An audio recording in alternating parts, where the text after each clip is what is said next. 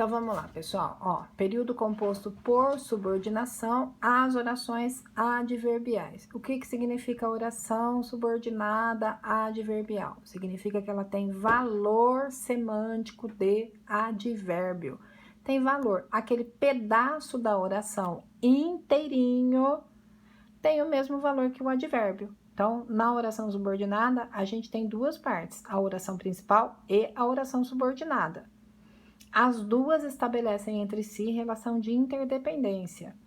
A oração subordinada adverbial tem valor de advérbio com relação à oração principal, certinho? Então, vou passar para cá, ó, bem devagarzinho. Vou até virar assim, ó, para ficar melhor para vocês verem. Então, vamos lá. Nossa, que tremedeira. Classificação. Nós temos 9 classificações. Então, vamos usar a minha regrinha lá. 6 com C. F, P e T. Ah lá, ó. Olha lá direitinho. C, causal, indica causa. C, consecutiva, consequência. Comparativa, comparação. Conformativa, concordância. Concessiva, concessão. Condicional, condição. Final, finalidade. Proporcional, proporção. Temporal, tempo. Então, nós temos aqui, ó, 6 com C. Peraí que eu tô tremendo aqui. Deixa eu ajeitar o foquinho aqui, ó. 6 com C, F, P e T. Então, as 6 que começam com a letra C, depois a final, a proporcional e a temporal. Vamos lá fazer um exemplinho de cada uma para ficar mais fácil para vocês entenderem. Então, vamos lá. Causal indica causa. Não foi a reunião porque viajou. Qual foi a causa de não ter ido à reunião? A viagem. Consecutiva indica a consequência. Estudou tanto que dormiu. Qual foi a consequência dele ter estudado tanto? Dormiu. Comparativa indica comparação. Chorou como um bebê, como se fosse um bebê, né? Conformativa indica concordância. Conforme eu disse, pagarei a dívida. Depois nós temos a concessiva, indica concessão. A ideia é contrária, porém não é suficiente para anular a oração principal. A ideia que está lá na oração principal. Não percebeu nada, embora estivesse atento. Condicional indica a condição, né? Irei à festa se você me convidar.